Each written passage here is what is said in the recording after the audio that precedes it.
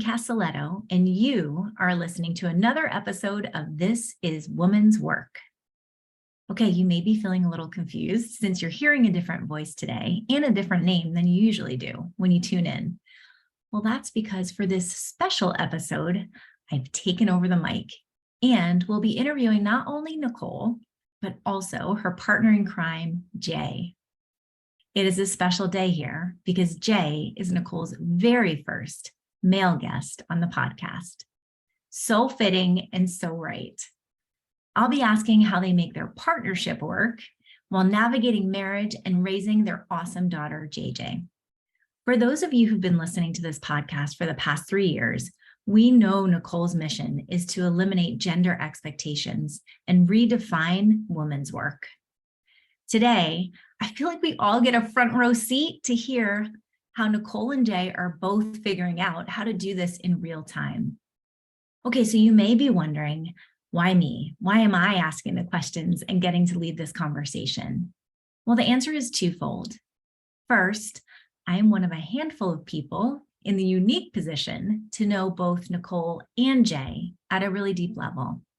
I've been one of Jay's business coaches for the past 7 years and Nicole's friend for about that same time. And when Nicole and I became friends, our original intention was to connect monthly and simply support each other in business. But it's evolved into so much more than that. And because I'm connected to both of them, but talk to them individually, I get to hear the way they talk about each other, their relationship, and even their challenges. And the second reason is much more simple. Nicole asked me to. And when you get an ask like this, even if at first it makes you feel like you're going to hurl from nerves or imposter syndrome, you simply say yes. So here we are, and I feel honored to get to ask the questions so many of us want to know. Let's welcome our guests. Okay, so Nicole needs no introduction. Nicole, you are refreshingly real. You are so freaking funny. You're wicked smart. You make us all feel like we're your best bud. One thing I know to be true about you is you challenge us to dream bigger, and sometimes you even dare us to dream smaller. Jay, you are as genuine comes. You are so comfortable in your own skin, and you're the person people just want to be around. I've witnessed the way you serve women and men in your firm with love and truth. You are blazing a new trail in your own right nationally. You lead with a quiet confidence. You listen more than you speak, and you're the exact opposite of a me guy. And I love that your MO in life is, I just want everyone to win. Welcome to the podcast, Jay. So my first question, Jay, I would love for you to kick us off. You guys each have your own thriving career, and we're just curious, like, what are some of the biggest challenges that impact you as a couple? Yeah, I think, first, just really excited to be here. I know I'm the first male guest on the podcast. I do have a suspicion that like the first 2 or 3 on the list were probably just unavailable. Said no. Adam Grant said no. Simon Sinek was probably in Europe, but here we are, honored to be on the same list. So, when we think about challenges, I mean, Nicole and I talk about this a lot, but I think it's really making sure that we're staying connected in the face of all the responsibilities that are either through our businesses or even at home, and really making sure that we're taking the time, have some things in the calendar to look forward to where it's just us and gives us the space and venue to decompress a little bit and reconnect and talk about the things that we enjoy doing, that we're looking forward to. And then sometimes just reminding ourselves that it doesn't always have to be so serious, where, work and home can be demanding at times and there's different stressors, but also just reminding ourselves to lighten up and have some fun. I'll also add that, like every couple, we have some bigger challenges, like Jay mentioned, the staying connected in the face of all the priorities and really prioritizing our relationship always at the front of everything else. But there's also some small challenges that I'll put in the category of pet peeves. Like, I don't care what couple you talk to, we all have things that just drive us batty about the person we're doing life with. Like, I do not understand why his socks cannot find their way to a laundry basket, like ever. I will find them in the craziest places, but never the laundry basket. And I am sure he could give you a laundry list of ones about me. I mean, my inability to multitask is unparalleled. Like, I cannot watch TV and answer a question at the same time. We must pause the TV. I don't know. So like, there are just little things that I think bug us. And I think, at least for me, I often check in with myself, like, is this the hill I want to die on? And the answer is no. At the end of the day, I'm so grateful for all the things that we have, all the positive in our relationship, that the socks, like, I try to put that in the funny category. Like, oh, there they are. Of course they would be there by the bathtub or by the front door. Like, what happened? I'm just saving them for later. So good. Okay, you guys, my curiosity goes to, is there anything you do intentionally to kind of keep things light? Right? You guys, I mean, how do you get anything done at home when work is so big for both of you? You want to stay connected. You love to travel. You're raising an amazing human. Yeah, give us some insight on how do you get anything done at home?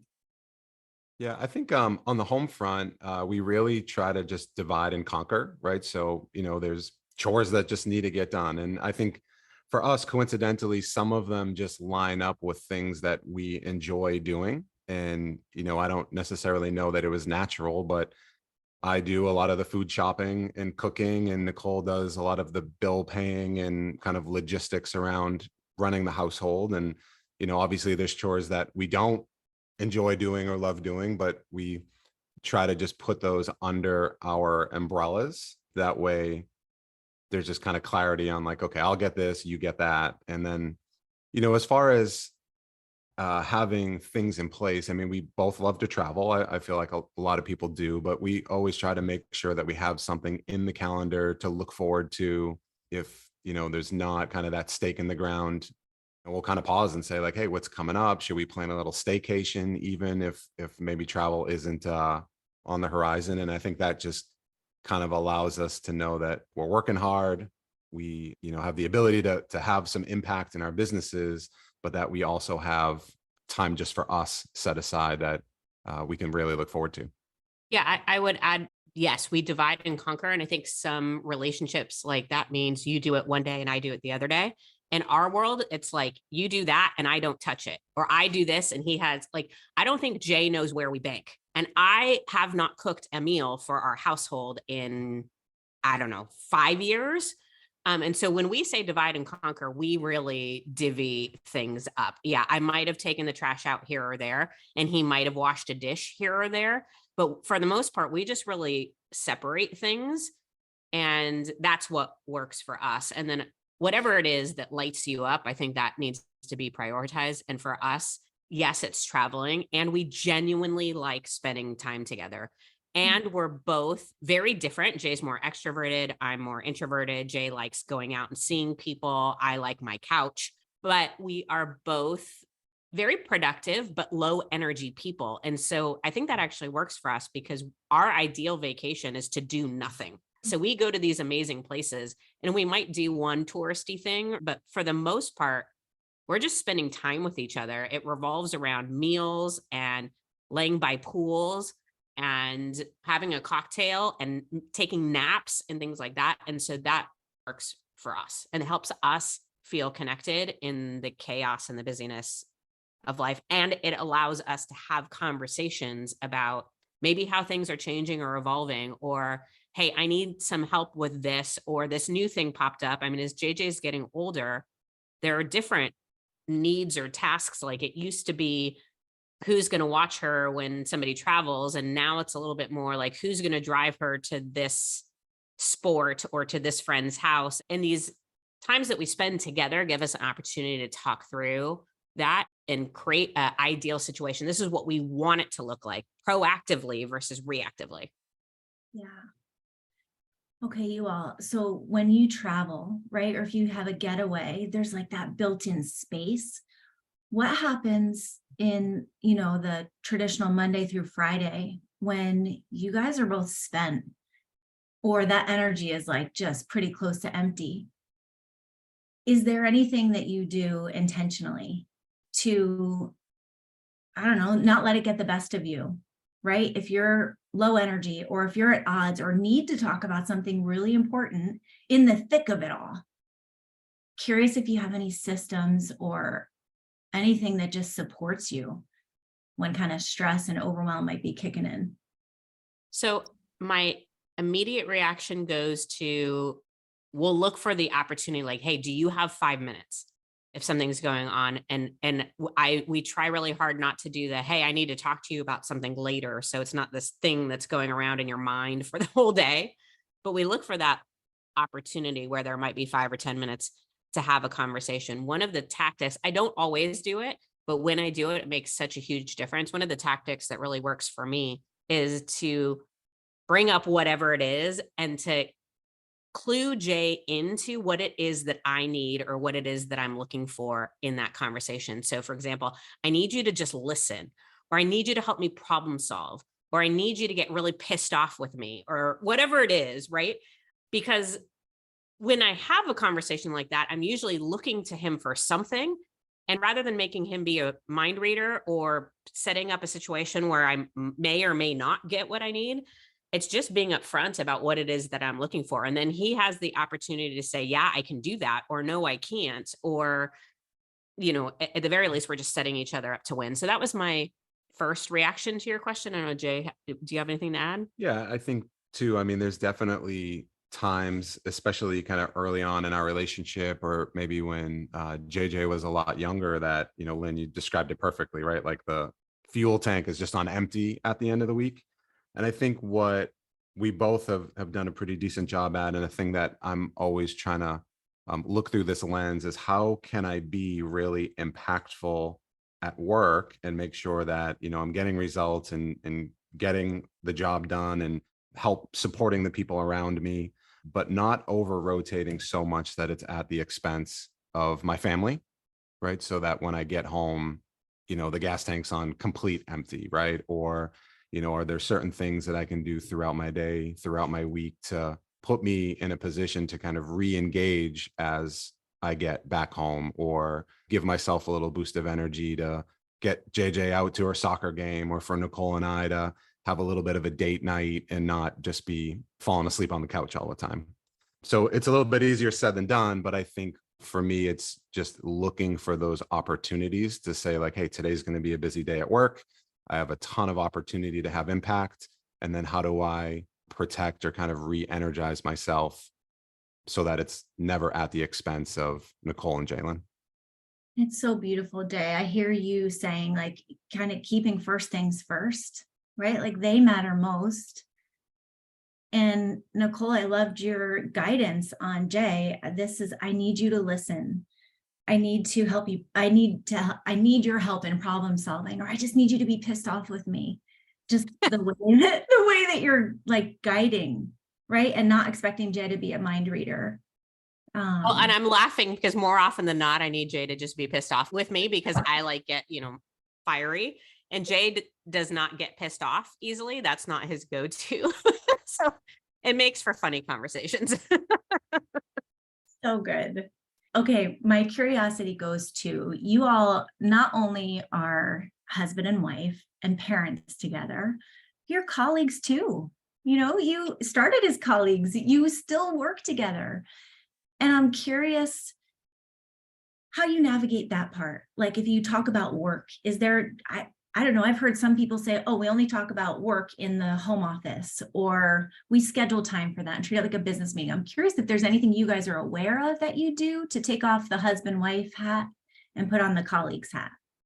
Well, okay. So first, how we work together has evolved quite a bit. And it used to be we worked in the same office with the same people and we were peers. I technically, maybe Jay reported to me a little bit, but that wasn't how it was set up. And at that time, we talked about work all the time, like at home, and we were passionate and we were excited and we're often on the same page, which is really nice.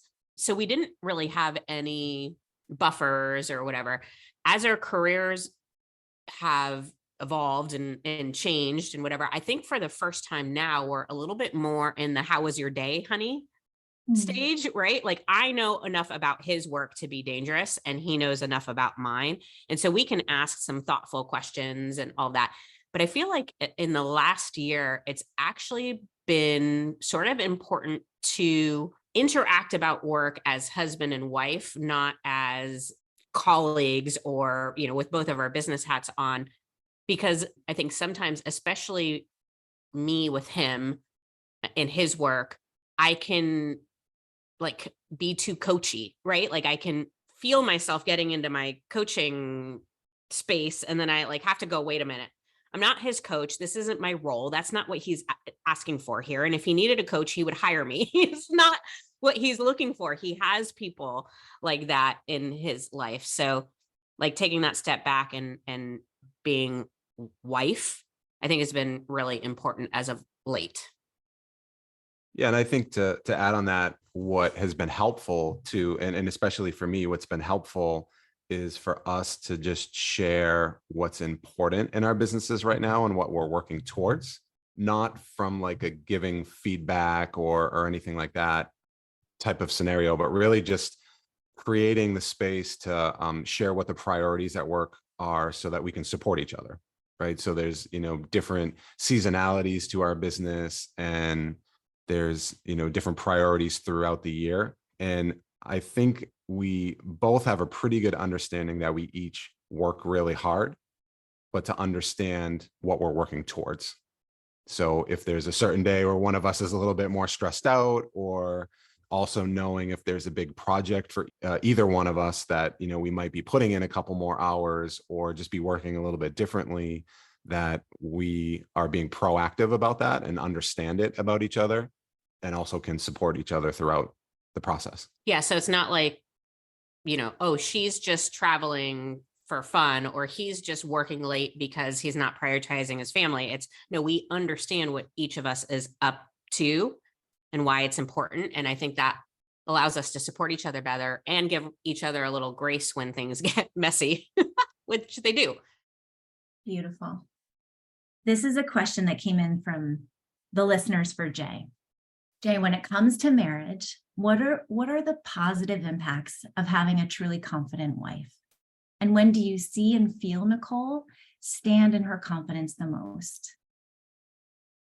Yeah, I think one of the things that stood out to me really from the beginning when Nicole and I met and, started our relationship is I felt like she didn't really need anybody else to be confident.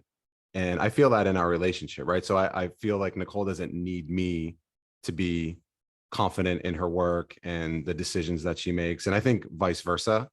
But I also think for both of us, it doesn't mean that we can't be better together, right? To support each other and kind of build on each other's confidence, but also to be careful that we're not in a space where we're like looking for each other to like validate. And I think where I see that is I think Nicole's intuition is incredible. And, I kind of learn that from her, right? So I kind of see, some of the decisions that she makes in her business and how she navigates. And I think that helps me. I think there's probably a couple things on the flip side there, but again, not really knowing that we're both good decision makers, confident people, but when we're together, that kind of puts us on a different playing field on what we can accomplish, or, some of the things that, we try to teach JJ and accomplish throughout our personal lives. I love it so much. Jay, I love that you brought in Nicole's intuition. I think back to, gosh, it was when you guys were moving from the West Coast to the East Coast, and you were just so incredibly intentional and said, hey, we're about to go into a season of change and we want to get ahead of stress and we want to make sure that we're not taking it out on each other. Can you take us through this team graph so we can see what we need to look out for? And I remember the way that you all approach decisions. Jay, you're both very analytical, but Jay, you were at the time, again, you guys, this is like 6 years ago. Nicole, you were a little bit higher on intuition. And the beauty of the marriage of that, it's like the facts and the sensing, the knowing, the thing you can't define. Yeah, right. The better together. Nicole, Yeah. can you live an incredible, successful life on your own? Do you need Jay to go do that? No. But I love, Jay, that you said, like, together, I mean, there's something so much greater. Okay. What does confidence look like to you? Nicole, I'm going to ask you first. What does it look like to you? Well, so my definition of confidence is when you trust yourself firmly and boldly. And there, to me, is like an element of action behind that. Because when you trust yourself firmly and boldly, you don't just sit around in a room trusting yourself. You do something with it. Confidence to me looks like choosing to marry Jay, even though prior to meeting him, I was like, no interest in marriage, never going to have kids. I'm going to do this on my own, and trusting that this person made that different for me. And confidence is leaving a phenomenal career with great income and upward trajectory to start a business because everything in my being said, I have to do this. I have to. Confidence is birthing a book and going through the challenges and the unexpected and the whatever. And no matter what comes on the other side of that, knowing I was supposed to. Confidence is raising a girl in today's day and age. It's raising a child in today's day and age. But for me, especially a girl, and just like trying not to overthink it, trying not to let guilt and shame and worry in the driver's seat, trusting that my child came through me on purpose and it could be no other way. And so she must need me to be me, or she would have come through someone else. So there's so many ways. And I see so much evidence of confidence being acted upon in the work that I do. And that's why I love it so much. I mean, even you hosting this episode is, for me, what confidence looks like. And God, I could cry the amount of times I see it. And I just love it. I'm obsessed with it. I can't get enough of it. And that's, I think, why I do what I do. Long-winded answer to the question, but that's what confidence looks like to me. Well, it's tough to follow that. Maybe in editing, you can put like my answer first.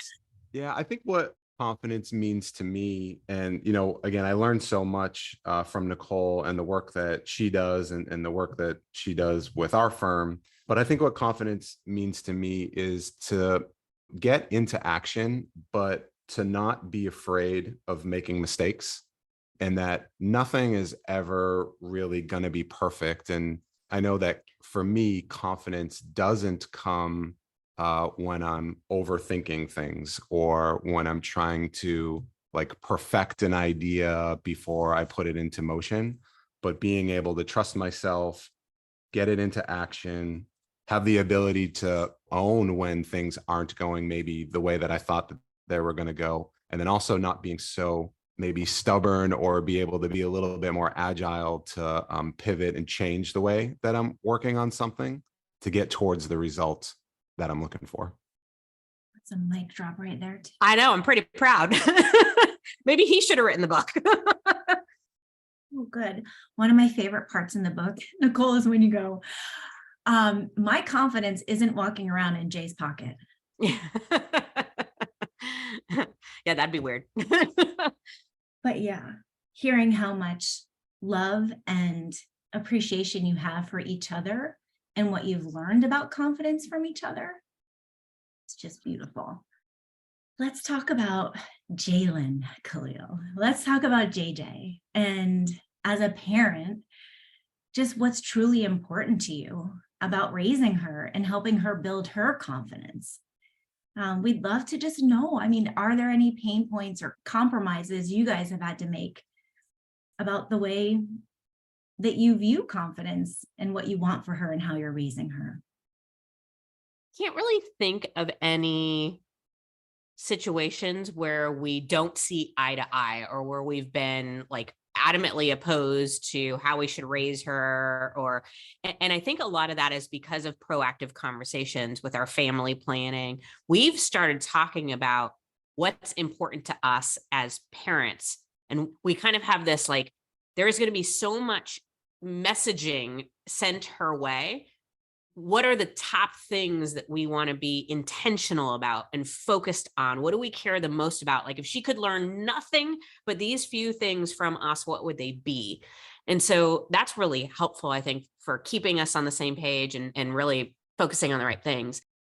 I think one of the things that's really important to me and has been all along, and I'm so grateful that it's important to Jade too, in raising a right now 9-year-old girl, is that we're approaching the preteen years, and a lot of the conversations about, and I'm going to put in air quotes, girl stuff is starting to come up.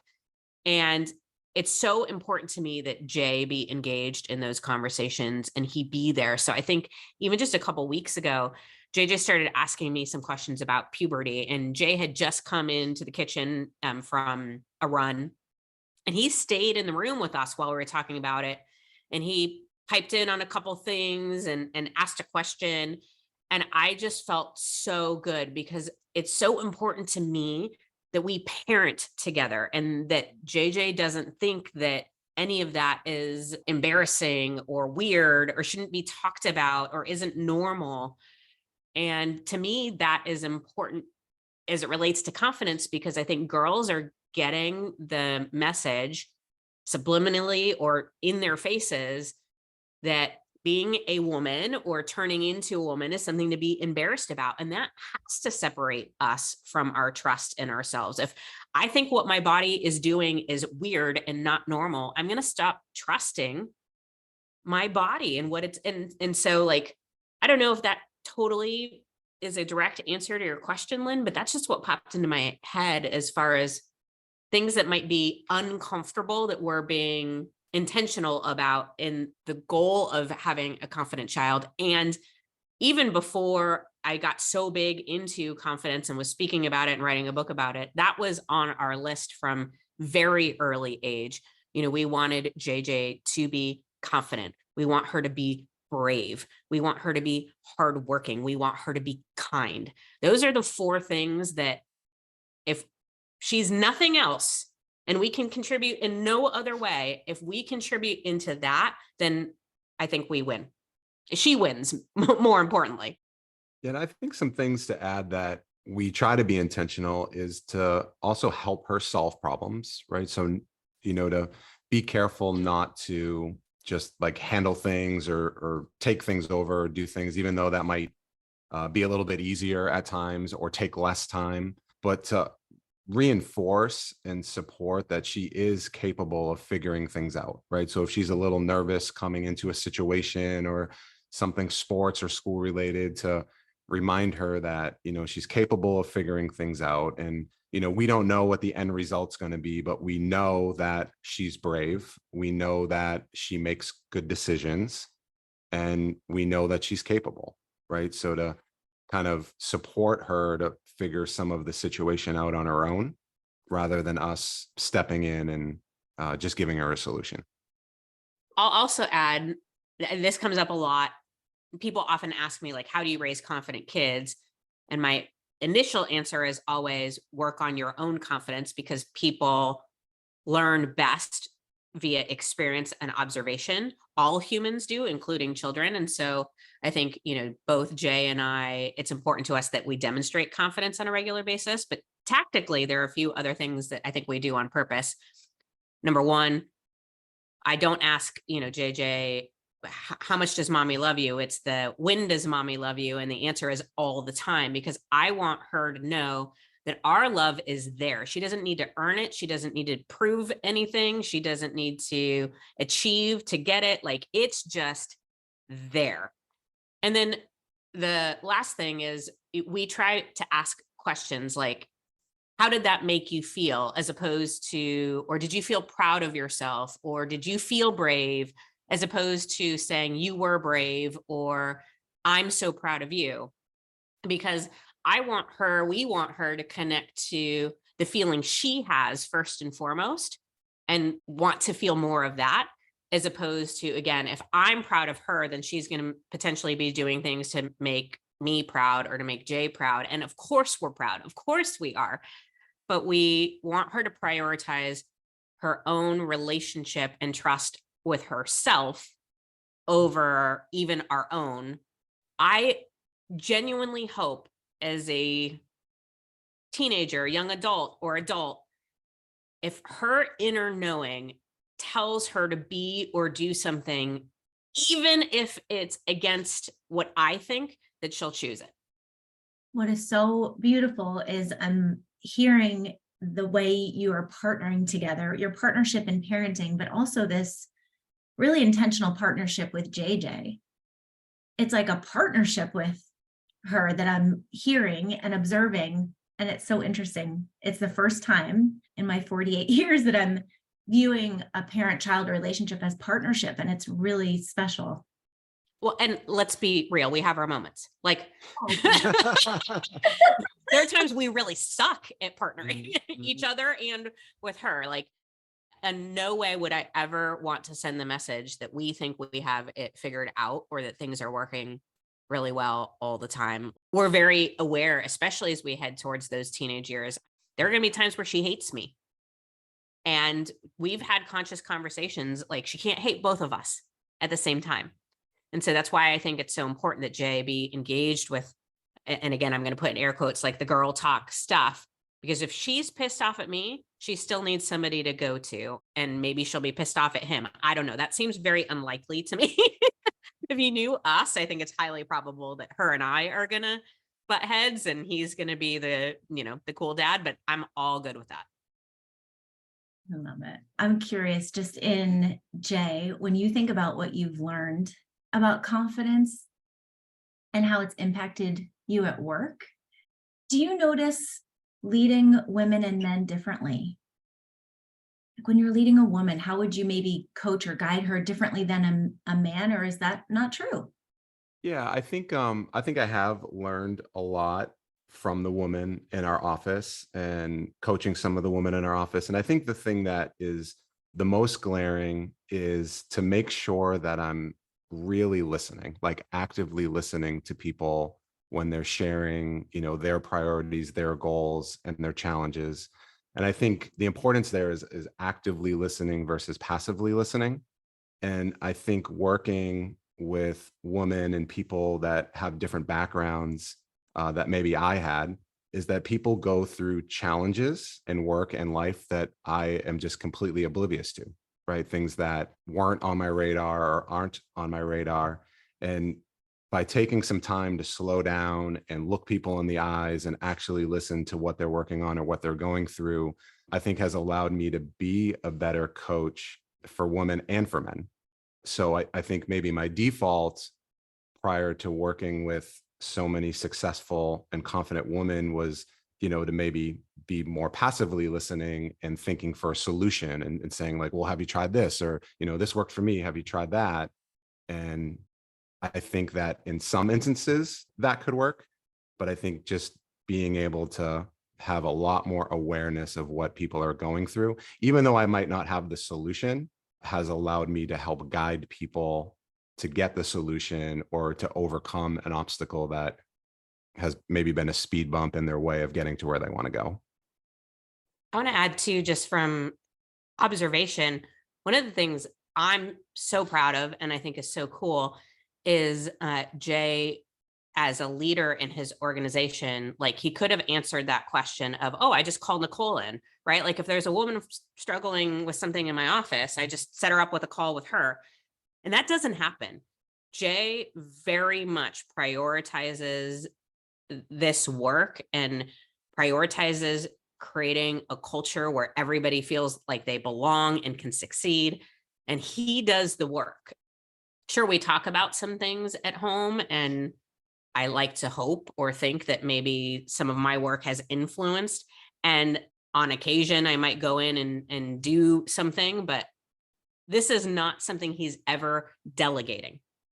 It's important, it's a priority, and he is doing the learning and the growth and the discomfort and all the stuff that comes with this work, and not trying to pass it off to someone else.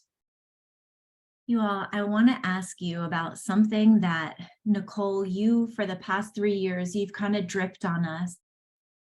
And I think it's so special. And for those of you who maybe haven't heard about this, the planning, like the family planning piece that you all do, there's so much intentionality behind this. Can you just share for the listeners who may not be familiar? So first, I think we need to come up with a better name, because sometimes people hear it and they think that we're planning to have a family or something like that. We're not having any more kids. We're not having any more kids. That is not being planned.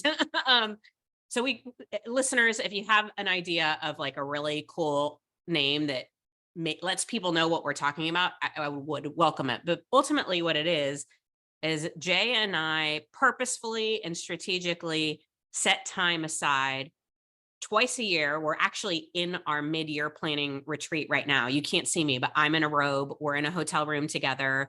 We went out to dinner last night. We did all of our professional planning we each did, and our personal finances already. We're going to go into relationship goals. We're going to go into calendar planning, and we're going to go into our family, like parenting goals over the next few days. But ultimately, the concept is we spent a lot of time doing business planning and being taught how to do that and teaching other people how to do that. And it just sort of occurred to us like, hey, we actually know what we're doing as it relates to business planning. Is there a way we can apply this to our family? And so we came up with an agenda, and then we realized we had a lot to talk about. And if we're going to do it, we might as well make it fun. So twice a year, we go somewhere for at least a night, sometimes 2 or 3 nights. There is almost always some element of fun, dinners, spa, blah, blah, blah. But we have an agenda, which is available on my website for free to anybody who wants to have it. And that's the agenda we used. I pulled it up yesterday. It forces us to have these conversations. It forces us to be proactive. It forces us to have dialogue around these really important things. And I will tell you, the women that I've talked to that do this say the same thing that I experience. I never feel more connected. I never feel more grounded in who we are and what we're up to. And I never feel more proud of us as a family and a couple than I do when we do these. So we do this twice a year, and then we have a quarterly checkpoint.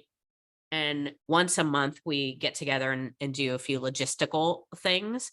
But I can't say strongly enough, I don't think our marriage has ever been in danger. So I can't say that it's saved our marriage, but it's prevented us from ever being in a position where I think our marriage would be in danger. So Yeah, I mean, some thoughts to add there is when we first did it, I'll say it was more of Nicole's idea, like, hey, I think we should do this. And, here's some things that I think would be super helpful. And going into it, I had the thought of like, yeah, this will be fun. Let's go away. We can talk through some stuff. But I didn't really know how impactful it would be. So like going into it, I was open to it, but now I really look forward to it. Right. So like Nicole said, it gives us the opportunity to reconnect on a lot of things, right? On our business, on our personal goals. Some things are very tactical, right? We go through calendar and we go through finances and stuff like that. And then, Lynn, you had asked questions around just like different challenges that we might have, or, nuances or pet peeves. And I think this also just gives us the venue to get ahead of a lot of things, or even just kind of get some things on the table that may have been bubbling up that, we didn't catch on a day-to-day or when things happen. So I think if we didn't do these, there probably are some things that maybe would go unsaid, or that would continue to compound or create some resentment over time. And I think that, again, this just allows us to say, like, when you are working a little bit extra here, here's how I felt, right? Or, in that situation that happened, like, here's maybe a way that we could handle that differently next time. But I think it just really allows us to be way more proactive with what we want to accomplish versus being reactive and not being on the same page. And I want to reiterate, the work that allows us to not hold on to resentment is a game changer. I'll give an example that came up in our conversation yesterday, is how we aren't very good with each other when one of us gets sick. When one of us, and I'm sick right now, so this is a very relevant, real conversation. When one of us gets sick, we like almost go into resentment of how it impacts us, because all of a sudden we're single parenting. And it's like, is this person really as sick as, or they just, whatever. I don't know what it does, but we haven't been very good about supporting each other when we were sick. And I just have been wildly sick for last week. You can probably still hear it. And Jay had the conscious thought of like, I know I do this. I'm not going to do this time. And we were talking about it and what a difference it made for me. And then like the conversation of like, yeah, I totally do that. I do that to him. He was sick a few months back and I had zero patience for it. And so now I think that makes us better. And the next time either one of us is sick, I think we're going to come from a different place. We're going to remember this conversation. We're going to take care of each other better. And that was an agreement we made early on in our relationship. If we're going to do this thing, then my job is to take care of you and your job is to take care of me. And we're going to do our best to do that. Because I think a lot of times in relationships, we can spend a lot of time thinking about, this is what I want, this is what I need, and am I getting it or not getting it? And that's me worried about me. And if I set that aside and go, my job is to worry about him. My job is to think about what he wants and what he needs. And this works only if he's doing the same thing. And so if we're going to do this, we're going to be focused on how we support, take care of, and love on each other. And that's the agreement we make. And when we aren't very connected or not having these dialogues, it's really easy to slip into paying attention to your own wants or needs and whether or not they're being met. And I think that's what really, that's the magic that happens when we do this, is we focus back on each other. Like I'm so dialed in right now on Jay's business goals and what's important to him. And I'm like thinking about ways that I can be better for him, ways that I can take care of him, not because he needs taken care of, but because I want to, and he does the same. Nicole and Jay, thank you both for just being so incredibly generous and transparent and real with your time, and for just sharing the reality of navigating your partnership and marriage while raising your family and crushing the impact that each of you are having on so many people in this world. If you haven't already done so, I encourage everyone listening to join Nicole's community at NicoleKalil.com. She will never jam up your inbox, and the emails you do receive are gold. Take my word for it. Get and gift Nicole's incredible book, Validation is for Parking. Nicole made me promise that I would also share with listeners where you can find me and our team, because let's face it, she is truly passionate about elevating all humans who are courageous, authentic, and committed to making a difference in their work. So if you are a leader who values emotional intelligence, people, and culture as much as strategy, and are looking to build deeper partnerships at work, we would love to meet you. Reach out to our team at coregrowthconsulting.com. In closing, I encourage you to reflect on your partnerships with the people who matter most to you. And to highlight some of Jay and Nicole's wisdom from today, guide each other. Ask for what you need.